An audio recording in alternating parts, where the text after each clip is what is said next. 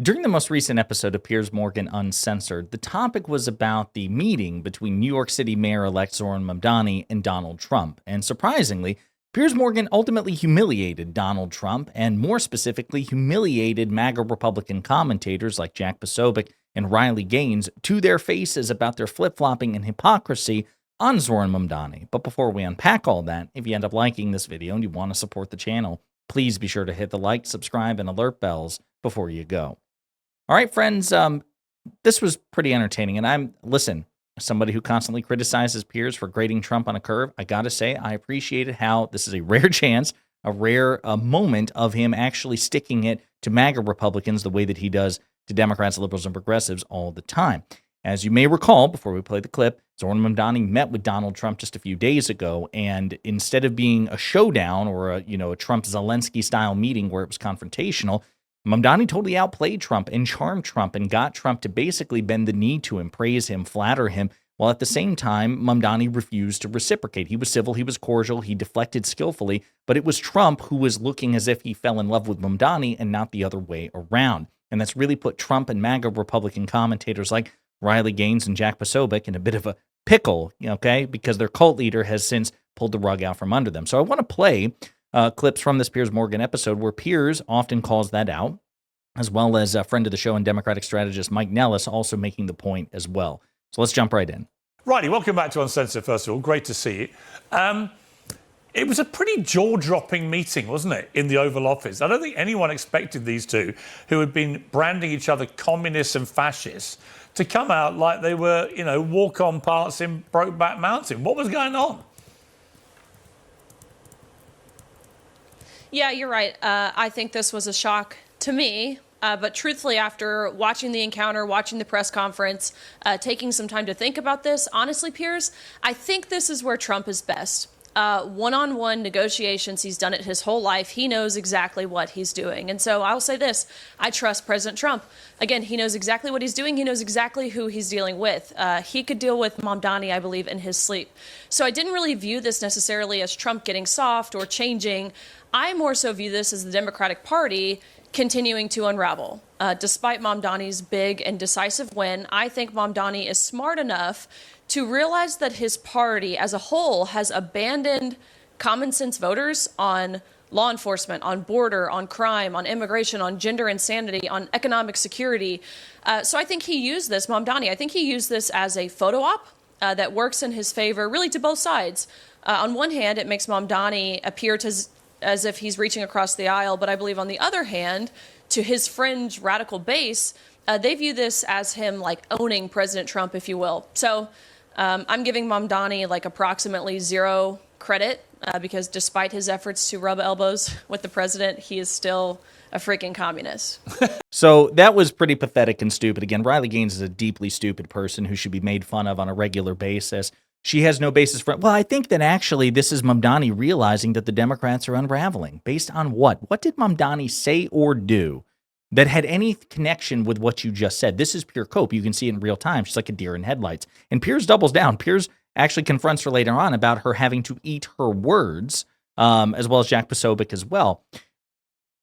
Trump lost this engagement. It was Trump who threatened to deport Zohran Mamdani. It's Trump who said that he would withhold federal funding from New York City if Mamdani got elected. That was Trump engaging in election interference because this happened before the election. Hey, New Yorkers, if you vote for this guy, I'm going to cut federal funding for you. So Trump could have just, stood on business, as Gen Z would say, and told that communist what for and what how, and he didn't do that. He didn't do that. He was nothing but complimentary and flattering and effusive in his praise, as Piers Morgan's about to mention here. So this is pure cope coming from Riley Gaines, who, again, went all in on the, Zohran's a communist and he needs to be, deported and he's just awful. Oh my God, my cult leader says he's amazing. What am I going to... There's actually 4D chess by President Trump is what that is. Like, lady, you're such a freaking moron. You really are pathetic. Okay, and speaking of moron, here's Jack Posobiec.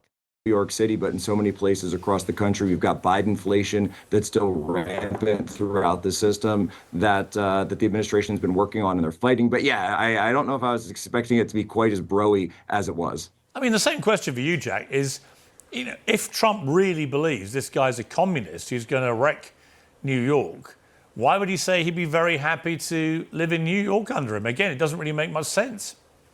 It doesn't make much sense unless, of course, Trump's a liar. Trump was either lying before or he's lying now. But either way, he's objectively a liar. All ends up in irretrievably the same place. Donald Trump is objectively a liar, and Riley and Jack, who like to pretend otherwise, are objectively wrong, and they will always lose the debate. It's pretty funny that Piers has to tell them that. Well, I think he's given him an opportunity to work together. And that's what we were told over and over, that the message is we want to work together. We don't want to start this from a confrontational, antagonistic standpoint. Obviously, during the campaign, both sides, as President Trump is during many campaigns, quite belligerent. But at least starting from this conversation, look, he's going to be mayor for the next 4 years. President Trump is going to be president for the next 3 years. So they are going to have to work together. We also saw President Trump work together with Gavin Newsom during COVID, during some of the wildfires, with Andrew Cuomo when he was governor of New York during COVID. So it wouldn't necessarily be out of turn for him. It certainly betrays an inconsistency when you're threatening to deport somebody because they're a communist, and you're threatening to cut off federal funds for them because they're a communist, right? And Mdani is not a communist, but that's what they call him, right? And then for Trump to backtrack in this way, no, it's a capitulation. It's a concession. Now, that could change in a couple of weeks. It could change tomorrow, right? But what matters is that meeting. And in that meeting, Mamdani came out ahead. Mamdani outplayed Trump. Donald Trump got nothing out of this. Mamdani got everything. So here's another commentary. I think it's Dino Badala, if I remember correctly, who's been on Piers Morgan before. He also weighs in. That's what happened. All right, so that's one angle of it. Here's the other angle is Donald Trump likes to be with the winner. Donald Trump's approval rating at the lowest in his entire second term, even the first term, on the economy. Fox News poll last week, 75% of Americans view the economy negatively. He's at the bottom. He got crushed in the election a few weeks ago. It was embarrassing. And now, here comes a big winner. Young guy, charismatic. New York City, Trump does have a place in his heart for New York City. There's no doubt about that. And he's like, this is the guy I'm going to align with here. And I don't care if I piss off my base, because he doesn't care about his base anymore. He's got the wealthy oligarchs on his side. So this was a win-win for both of them. It served both their interests. Zohran gets the support of the president for what we need in New York, where I live in New York City. We don't have troops here occupying our streets. Trump gets to stand next to winner and smile. All right, Riley. Exactly. And again, you see Riley looking at, because they have nothing for this. They have absolutely nothing. That's absolutely true. Donald Trump is unpopular. Not that Zohran Mamdani is quite popular nationally. He's not. But certainly there's momentum behind Mamdani in a way that there's simply not for Trump, at least at the moment. Trump is also savvy enough to recognize that Mamdani won on the affordability issue, right? With his relentless single-minded focus on affordability, he knows that he is going to have to return to that in some way, shape, or form if he and his party want to survive the 2026 midterms. And so, again, just absolutely true. Right now, he felt it was convenient to hitch his wagon to Mamdani, and I'm sure he'll, recalibrate if he gets sufficiently triggered. But again, just a total wipeout of Trump by Mamdani. So again, Piers Morgan turns to Riley Gaines and confronts her about her flip-flopping, her hypocrisy, and whether or not she's going to have to eat her words.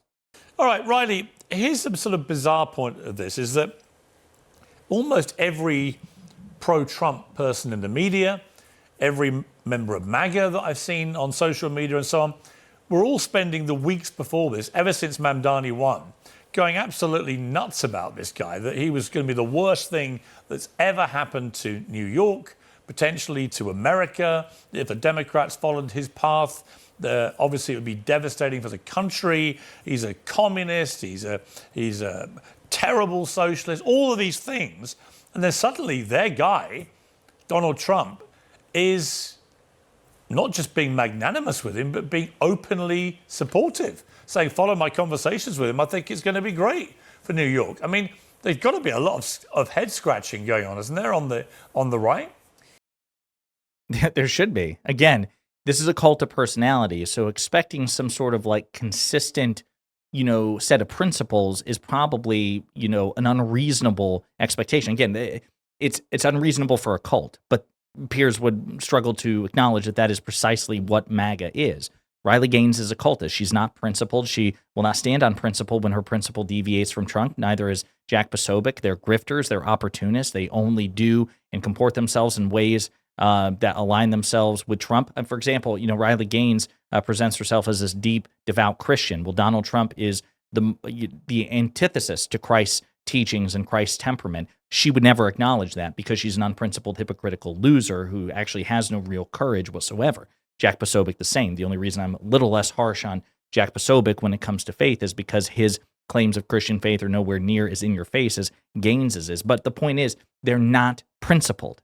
So what you're going to see in real time is her try to thread this needle, and it's not very persuasive. And Piers, and the next clip I'm going to show you in just a second, doubles down on that. But here's Riley's initial response. Yeah, look, again, Mamdani, he is very charismatic. He's very charming. He promises free things. That's appealing to a lot of people. And President Trump, he has a special affinity for New York, as previously mentioned. So, again, this really wasn't too much of a shock. I believe it was maybe Winston Churchill who said something to the effect of, like, a communist is like a crocodile when it opens its mouth. You can't tell whether it's trying to smile or preparing to eat you up. We don't know what was said behind those closed doors. Hopefully this is, again, it's a good sign. Two people representing two different bases, but both working for the American people, working together. I mean, I see this as a win. So despite what you see on social media, people coming after Mamdani or Trump, I see this as a win and excited to see how the city of New York, the direction it goes, hopefully with the help of President Trump. Here's the thing, though. I want you to imagine an alternative, right? Imagine the counterfactual where it was a Trump-Zelensky style meeting, what happened between Trump and Mamdani. Imagine that that's the case. How would Jack Posobiec and Riley Gaines be reacting? Okay, she says, oh no, I think it's a great thing. I think this is a win. I think this is amazing. So then let's imagine the opposite scenario in which they attack each other. Would she be calling that a loss? Would she be saying, oh, that was a real missed opportunity. I can't believe Donald Trump attacked Mamdani, and I can't believe that they attacked each other? Or would she, let's be honest, or would she and Jack Posobiec be sitting here on Piers Morgan and go, that was brilliant. That was amazing. That was absolutely the win. That was the right thing to do. You should never give an inch or a quarter to these communists. There was no opportunity to work with Mamdani here. Trump would have been a fool to do that. I'm glad he went on the attack. We all know what would have happened, right? She would be saying the same damn thing if the opposite happened. She'd be saying, absolutely, Trump was right to go on the offense. It's not about principle. It never was to these people. And again, Piers Morgan pushes her. Right, but nobody on the right was excited about this before this meeting. Everyone on the right was saying this is going to be the worst thing that's ever happened to New York City. I was there when Mamdani won. I was in New York. And everybody on the right was like, this is going to be an absolute horror story, right? This guy's going to come and, rape and pillage our people economically. And now suddenly the same people are having to kind of eat their words a bit because Trump's been so ecstatically supportive of him. I mean, it's a weird thing, isn't it?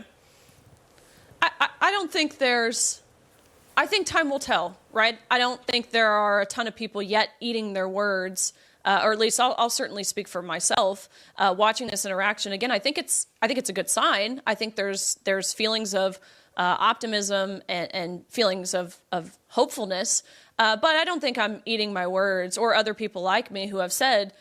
People like Mamdani, not even just Mamdani himself, but people who embrace a socialist regime. I wish we had examples of where this was not successful, where this failed, like Venezuela or Cuba or the Czech Republic or North Korea. I mean, no, right. So I don't think we're eating our words yet. I think I heard all this rhetoric, and yeah, I kind of agreed. And then I'd see Donald Trump, who branded this guy a awful communist, basically saying, no, I think it's going to be great. And I was scratching my head. I'm just surprised that so many on the right have just sucked this up. Well, you shouldn't be surprised because, again, it was never about principle. It was never about principled objections to anything. It's a cult of personality that just goes wherever Trump goes. And if Trump falls in love with Zohran Mamdani, then so too shall Jack Posobiec and Riley Gaines to one extent or another. And you can see the struggles that she has to try to thread this needle and to square the circle in real time. Well, I'm not eating my words, sir. I said all of this, and then my cult leader said something opposite, and I'm too afraid to say no, Trump is wrong. I'm simultaneously trying to say this is a good thing that Trump is doing, but also communism is bad, so it's bad to support communism. But it's good to work with communism. But we all know that if Trump had confronted the communists instead of working with the communists, I would have been cheerleading that too. So no, I'm not eating my words because I'm just like, nah, please don't accuse me of eating my words. You are eating your words. And again, that the bromance between Trump and Mamdani could evaporate tomorrow. And again, you'll see Riley Gaines and Jack Posobiec flip on a dime. They won't be saying, oh, what could have been, what might have been. I wish they would have found a way to work together. Shame on Trump. Shame on Mdani for not finding a way to work together. She'd be like, hell yeah, stick it to that communist. That's what she and Jack Posobiec will do. Pretty pathetic stuff, and I'm glad to see Piers Morgan, push back in this way. In the meantime, let me know what you think in the comments.